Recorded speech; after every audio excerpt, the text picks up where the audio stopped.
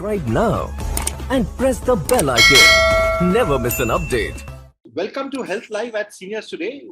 I have the pleasure of inviting Dr. Vrushali Rane Khan, who's a leading dermatologist in Mumbai, for today's session.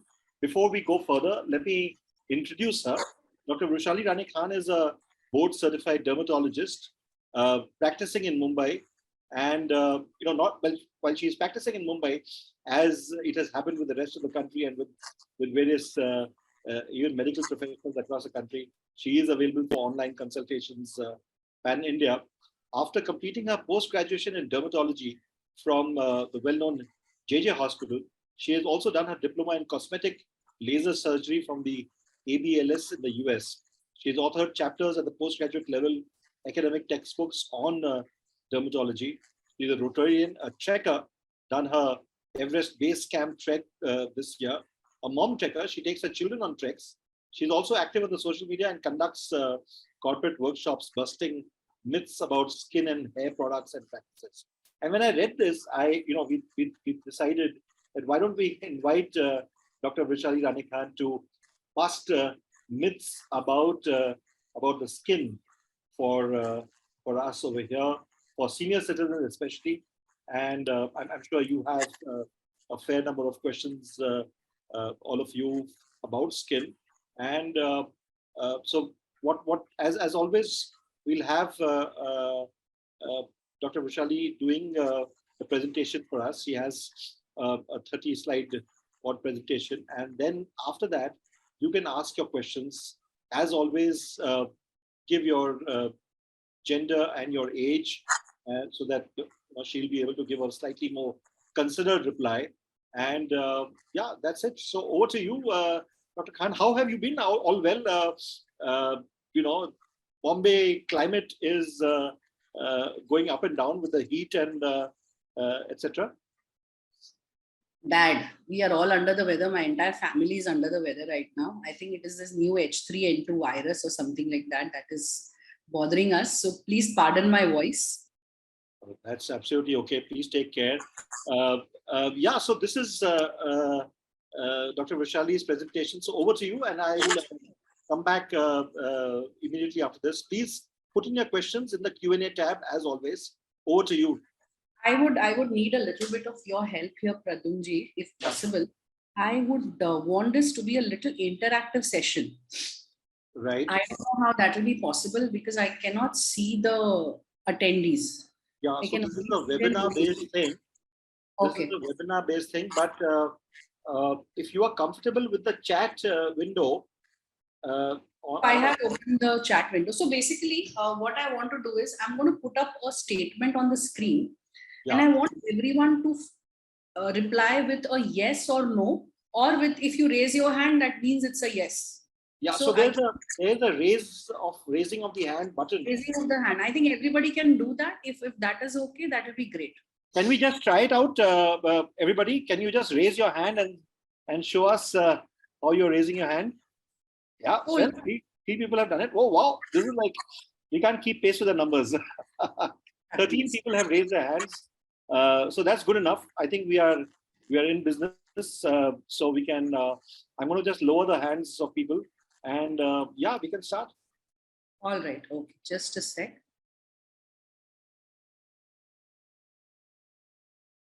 Okay. So good evening, everyone. My name is Dr. Vrushali Rane Khan. I am a dermatologist by profession. By dermatologist, I mean I'm a specialist doctor of skin, hair, and nails. I practice in Khar West, and today I'm going to bust some common myths that are there about skin, which I have encountered in my practice that my patients ask me.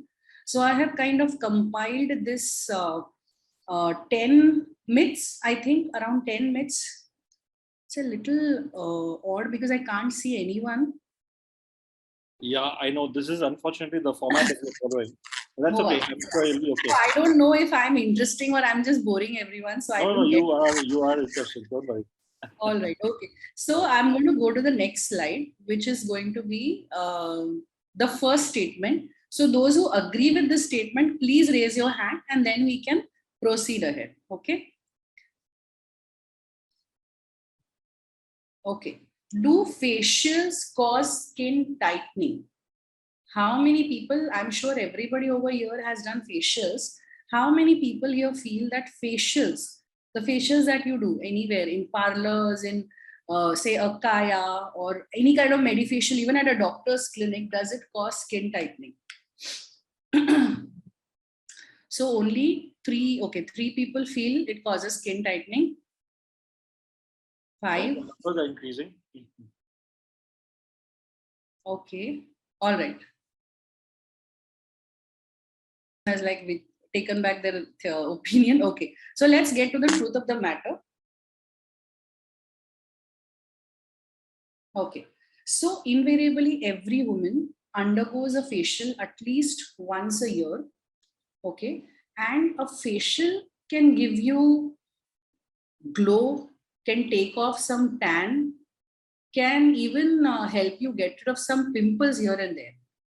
The glow is also temporary, but a facial can almost never give you any kind of, understand this. I'm sorry, facials can almost never give you any kind of skin tightening. Even do it at medical clinics like mine also. So when my patients come to me, if we want to get a medifacial done or an oxygeniofacial done or a hydrofacial done, I can give you a good glow, but I can never give you skin tightening. There are very different treatments that are there that cause skin tightening, and facial is not one of them. Okay. My second question, can only teenagers get acne? How many people feel this is true, that yes, only teenagers get acne?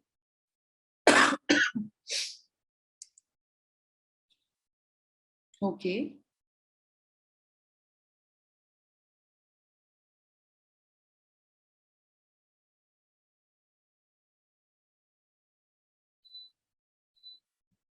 Okay, so around 4 people feel that only teenagers can get acne. Let us see what is the truth. Acne has multifactorial causes. Okay, there is teenage acne and there is something called as adult acne. You'll be surprised to know that there's actually something called as adult acne. Teenage acne is because of the normal hormonal changes that happen in the body, so that they come to a stage 13 till the age of 26. But in your 30s, in your 40s, you can get acne even at the age of 49. Okay, this could be because of some kind of hormonal imbalance, usage of wrong cosmetics, not removing the makeup that you have applied, which is a very common thing that happens in women in their 40s, smoking, facials done at the wrong places where the instruments are not sterilized properly, and wrong diet. All these things can cause acne. So no, acne doesn't happen only in teenagers. Anyone from the age of 9 till 49 can get acne. Let's go to the third point. Do home remedies, I'm sure everyone here has done home remedies, besan, haldi, baking soda, toothpaste, went into the kitchen, took a couple of items and then applied on your face. Do you think they help skin in any which ways?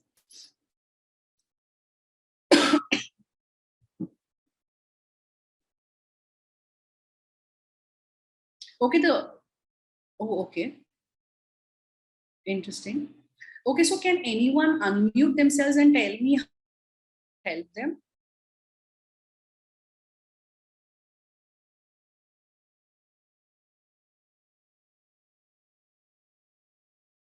Difficult for them to unmute themselves. Acha. Oh, okay. So then let me. All right. So home remedies can work on taking care of skin tan and to some extent hydration of skin. Okay, especially when you use, say, something like a curd or something like honey or something like turmeric. These can work on glow, causing a little bit of skin glow, a little bit of tan removal when you do it on a regular basis, and some amount of hydration, especially when you're using curd or using aloe vera. But home remedies will not help on pigmentation, will not help on skin allergies. On the other hand, it can cause allergies. So it's been scientifically proven that haldi, aloe vera, lemon, garlic, these are the things which can actually cause skin allergies.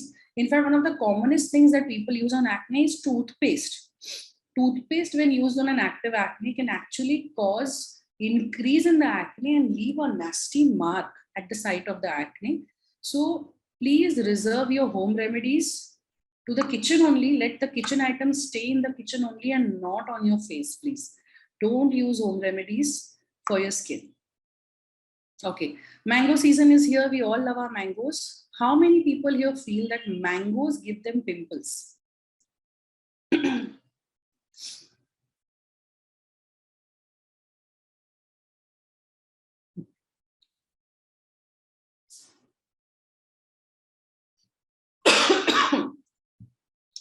Just 4 people feel mangoes. There's like 1/10 of people feeling that mangoes give them pimples. Because बचपन से हमने सुना हुआ है कि अच्छा mango खाओगे तो पिंपल्स तो आने ही वाले हैं. Okay, coming back to the answer. Now mango is a beautiful fruit. Okay, mango is responsible. It's one of the most hydrating fruits that are there.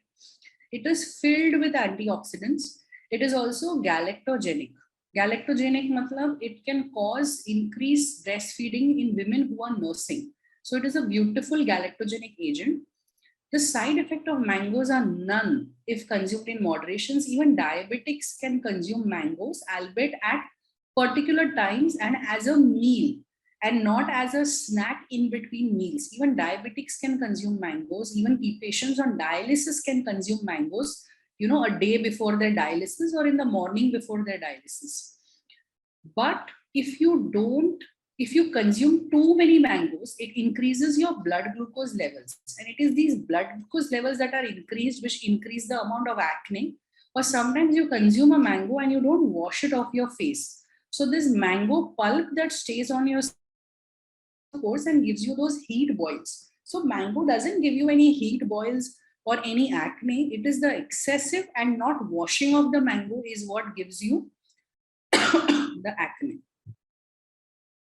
Okay, going to the next thing. Do people with oily skin need to, no, the question is people with oily skin don't need to moisturize.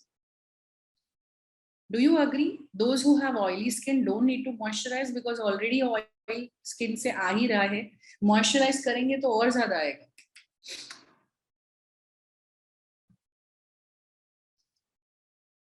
Come on, I want everyone else to participate. Otherwise, this is no fun.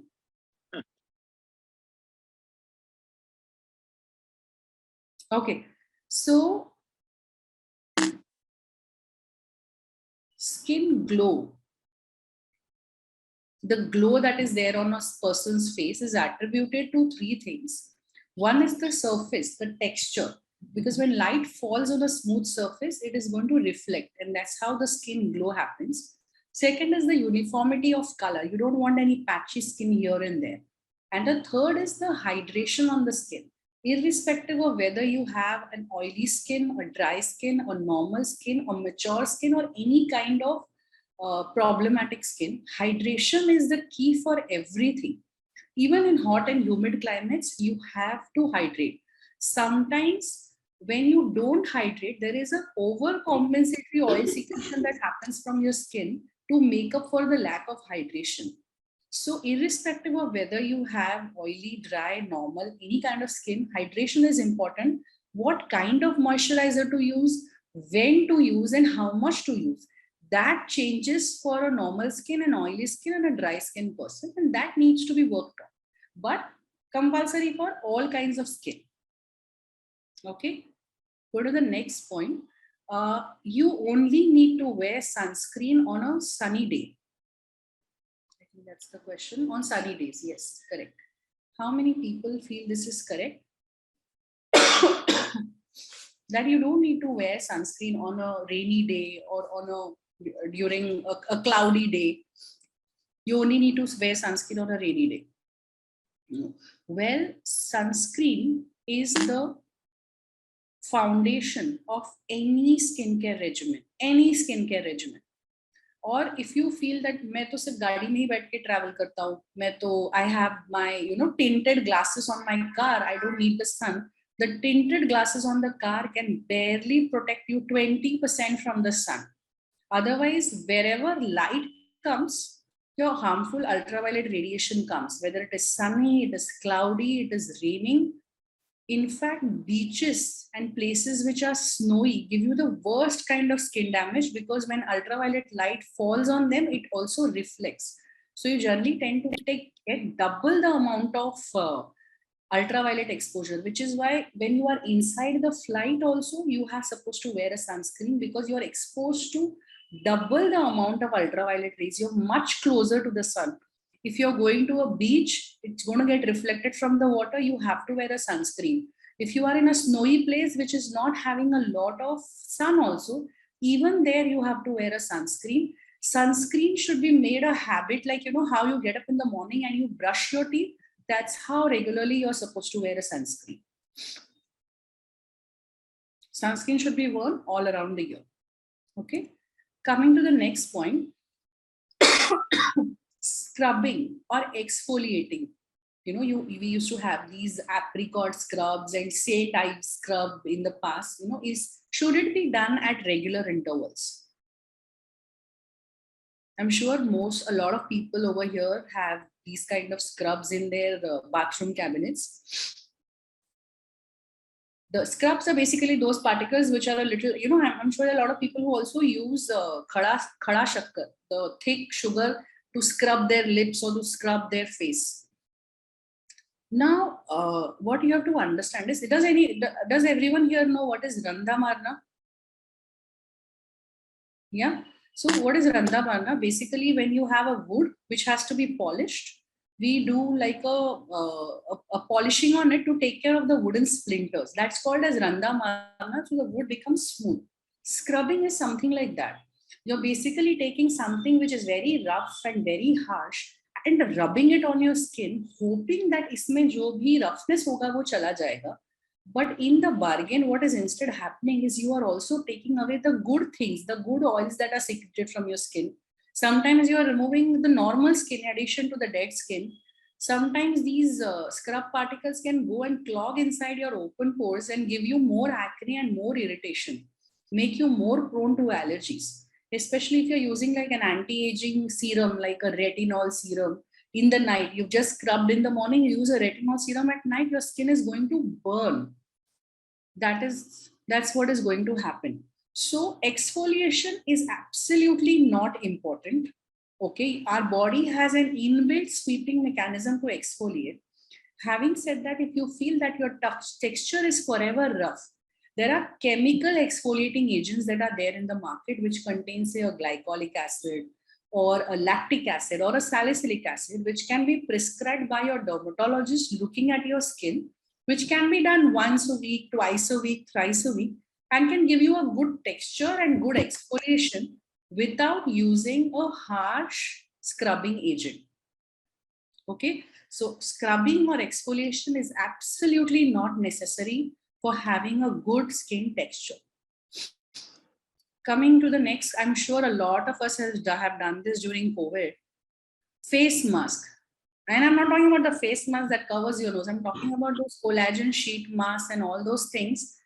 Do you think these are beneficial for your skin? Do they help your skin?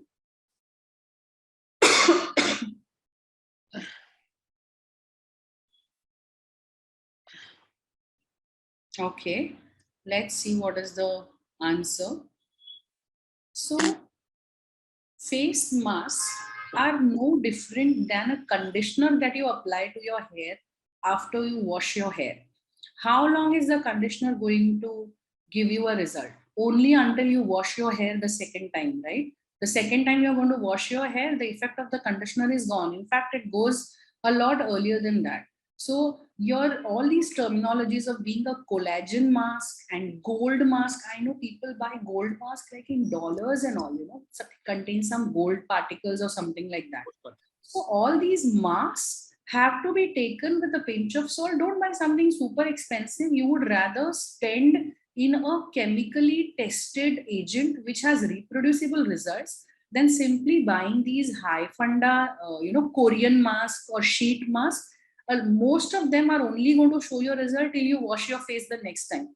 The moment you wash your face the next time, the results are going to go away. So please invest wisely. And masks are not as great as they are thought to be. Antibacterial soaps, again, we have all used these a lot during COVID. Dettol soap, Lifebuoy soaps, and you had newer soaps which contain an inbuilt sanitizer in it and things like that with antiviral properties and antibacterial properties. You think this is good for the skin? How many people feel this is good for the skin?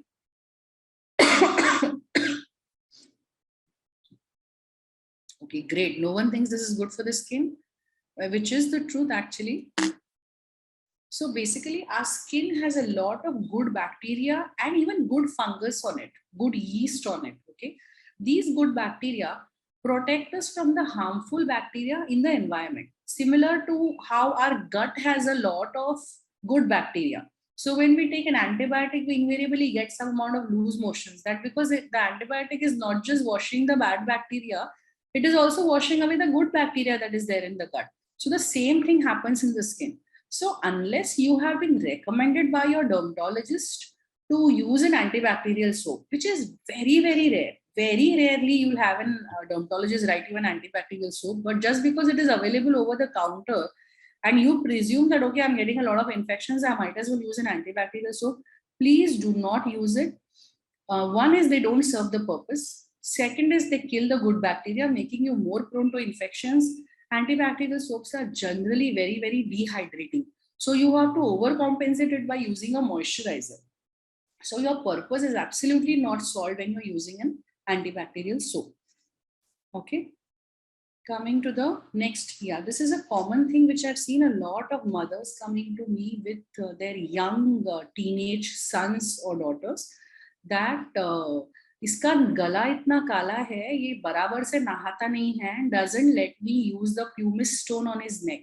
So do you think darkening of neck is caused by poor hygiene? Is not using the soap adequately या बराबर से घिसा नहीं है, that can cause darkening of skin of the neck? Does anyone here think that? Okay. All right, let's see what is the answer. Darkening of the neck is actually a symptom. The moment you see someone with a dark neck, it generally indicates the commonest reason why somebody has a dark neck is the hormonal pigmentation, which is caused by either obesity or diabetes.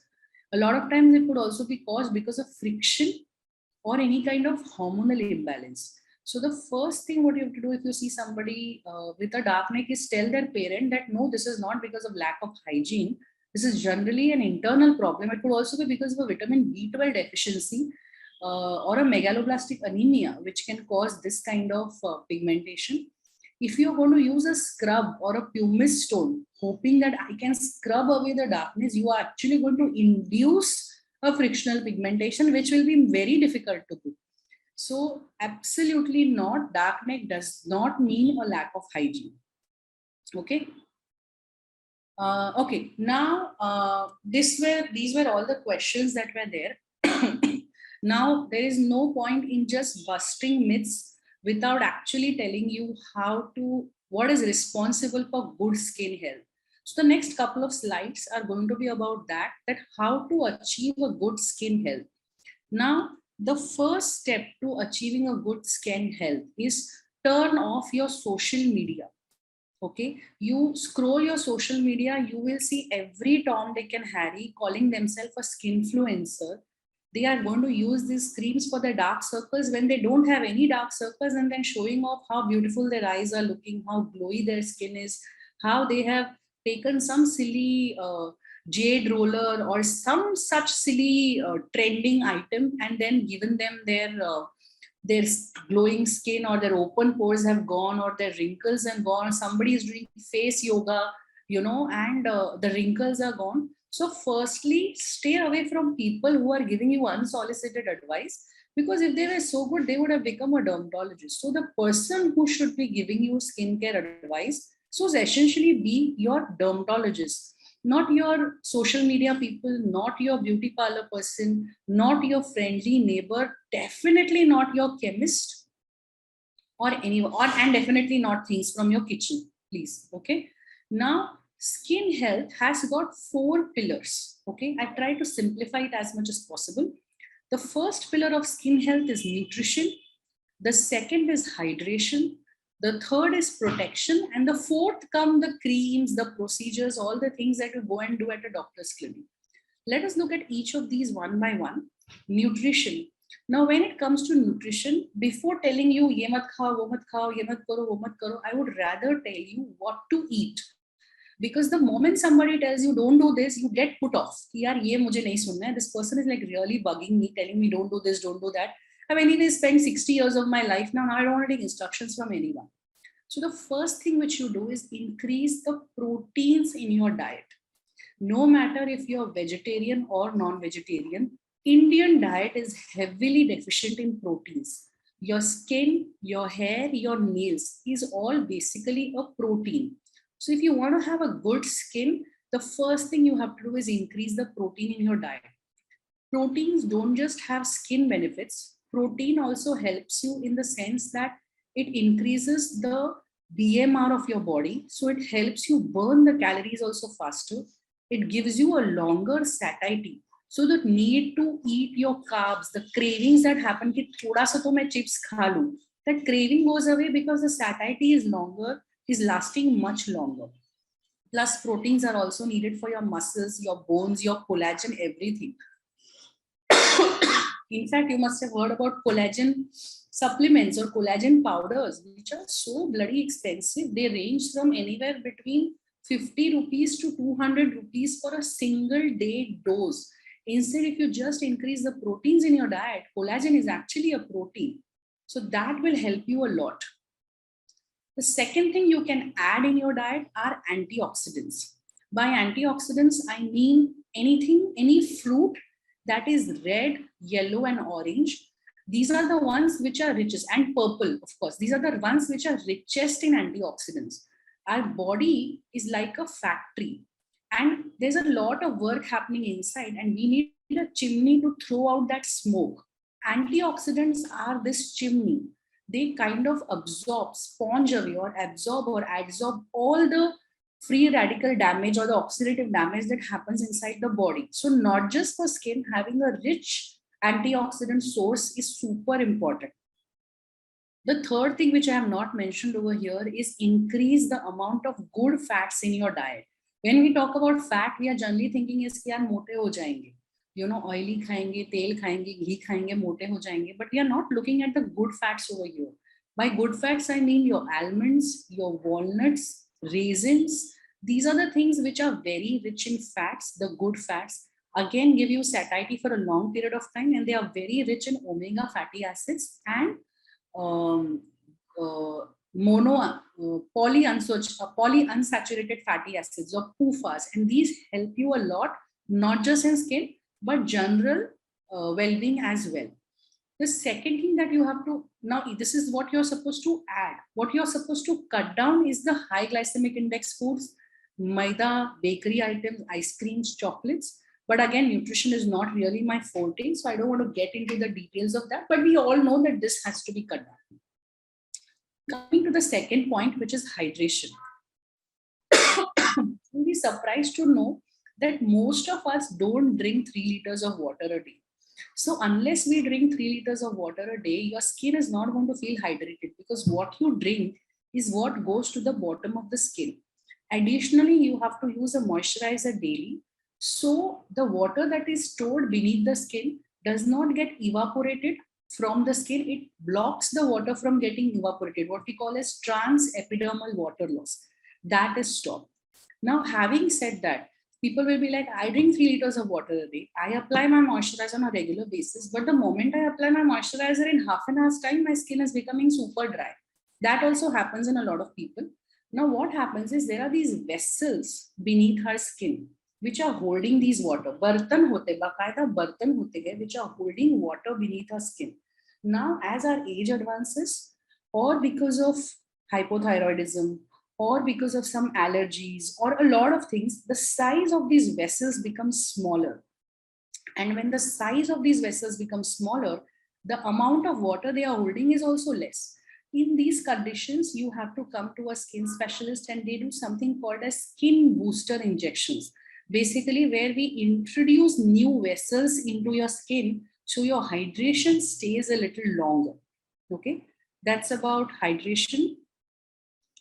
Coming to protection, again, one of the most important things and one of the easiest thing to do is wearing a sunscreen, using it on a regular basis, irrespective of seasons, using it in the correct quantity, repeating every 2 to 3 hours, wearing very nice fashionable caps. So if you are not able to reapply your sunscreen, you still have something to cover it up, wearing your umbrellas.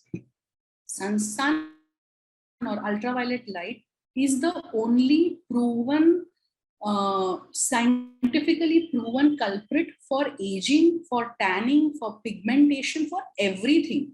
So if there is one thing that you can use, that is the sunscreen. Coming to the last part are the creams that you apply or the procedures that you do. These vary from person to person.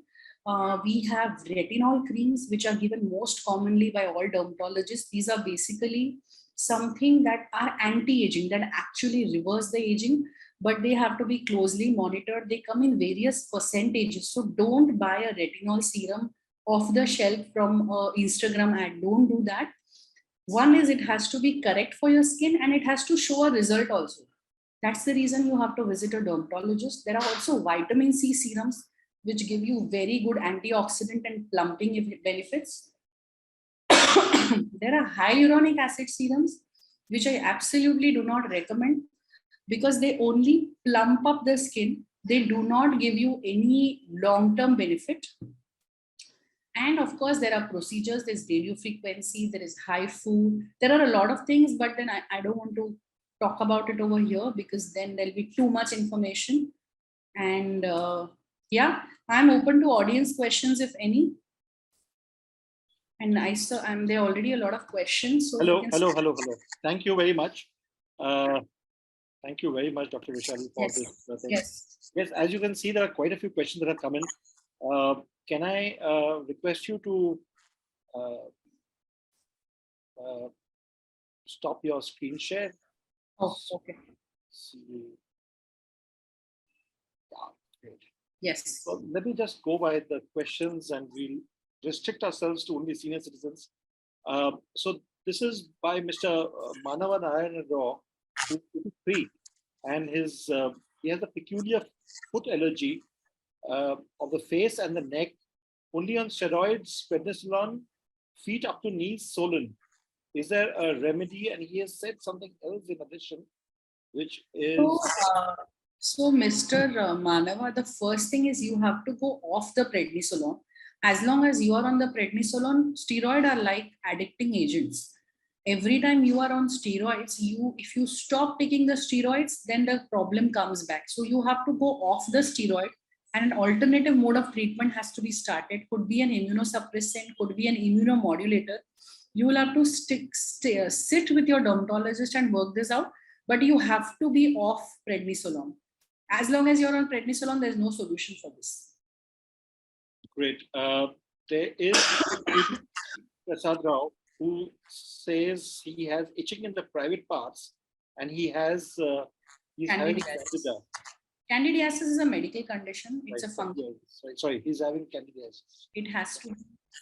Yeah, it is a medical condition. It's a fungal infection. Fungal infections have a very solid chance of recurrence. What I would recommend for him is, in addition to what your dermatologist has prescribed you, work on keeping the private areas dry. There are very small things like, if you sweat a lot, have a bath immediately. Do not wear wet undergarments at all. Especially now when in the monsoons you go out, you get a little wet, you continue staying in this, you kapde sukhe nahi, things like this happen.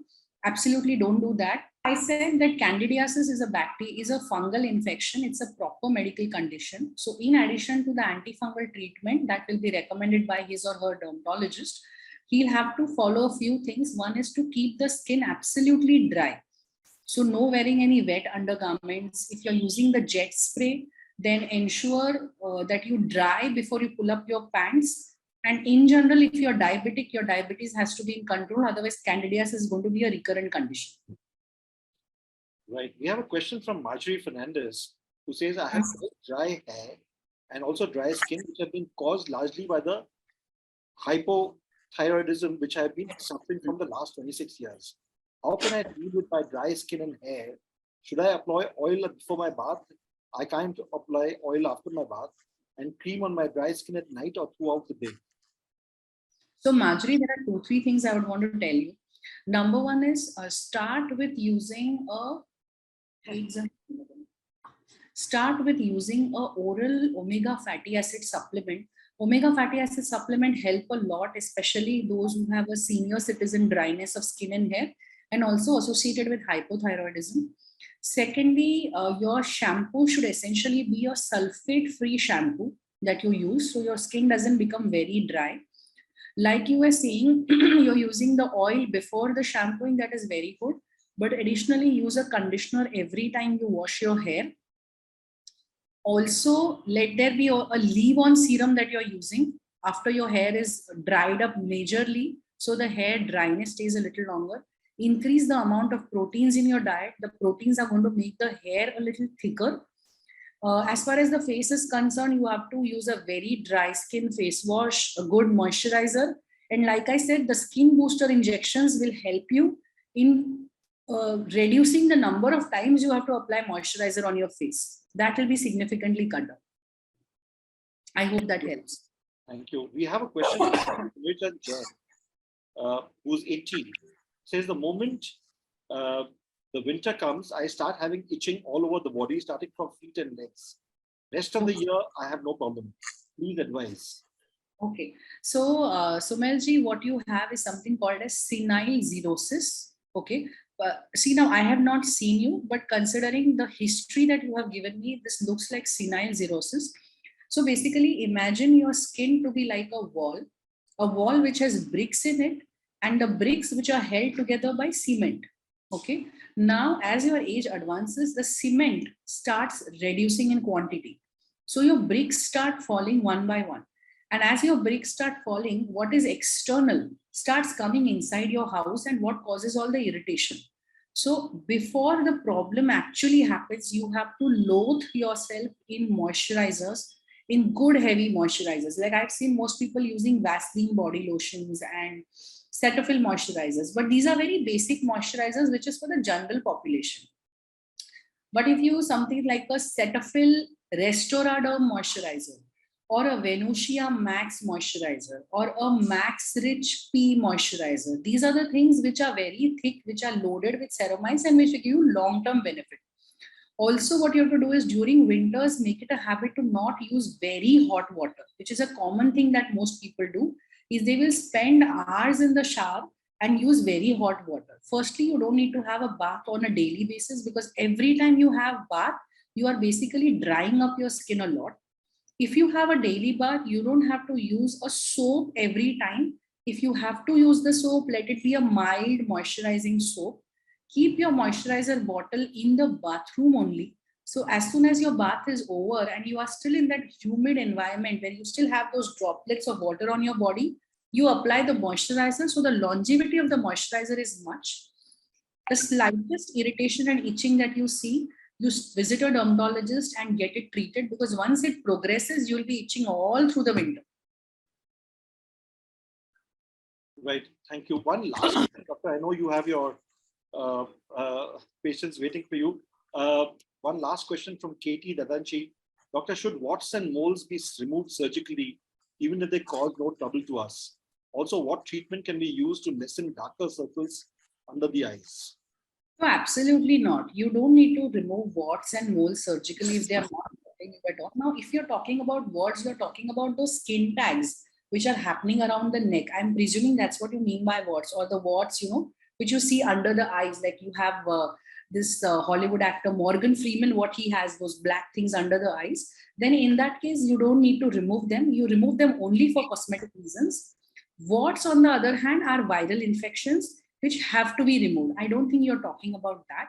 Ditto with moles. With the mole, what you have to see is what is the location of the mole. If it is on a sun exposed area of the face, if it is increasing in size, if it has developed cuts, if it is bleeding, or if it has developed rough edges, or it is ulcerating, only in these conditions does it require your attention. Go see a dermatologist. Up until that, there's no problem at all. All right. There's one. Can I take one more question? This is from Kanta Bali. What is discoid eczema and why does it happen? What is discoid eczema? Discoid eczema is disc shaped. That's called a discoid, like a disc like. So it's generally a round shaped eczema. It can happen on any part of the body. It can, so allergies happen because of three reasons. One is something which has come from eating an allergy causing food, where you get discoid eczemas everywhere on the body. One is when it comes by inhalation. So your house dust mite, which is in the sofas, or your pigeon droppings, or if you're gardening and you have a lot of spores coming in, or it is something which is coming in contact with your skin. So food, inhalation, and contact, these are three ways in which you can get eczemas. If you're able to identify the allergy causing agent, great. You stay away from it, you treat it for a temporary basis, and you'll be fine. But most of the times, eczema identifying the eczema causing agent is tough, and that is where the problem happens. Doctor, there are quite a few questions that have come in, but unfortunately, we are running out of time. So we will perhaps have you once again, or try and send you these questions. But thank you very much for your time and for being here, for taking quite a few questions that have come in. For those of you whose questions we've not been able to address, we will try and get them responded to by Dr. Vrushali Rane Khan in some time, and we will respond to you back. Thank you very much once again for your time and for responding to what around 20 odd questions in this time, and for a full presentation in busting quite a few myths. Thank you very much once again. Thank you. I hope this helped everyone. I hope this was relevant, the myths and everything, and I hope everybody has some take-home message from this. I'm sure there will be. Thank you very much. Okay. Bye-bye. We will be back once again next Saturday at 5 p.m. with another session of Health Live at Seniors Today. So do join us then. Thank you.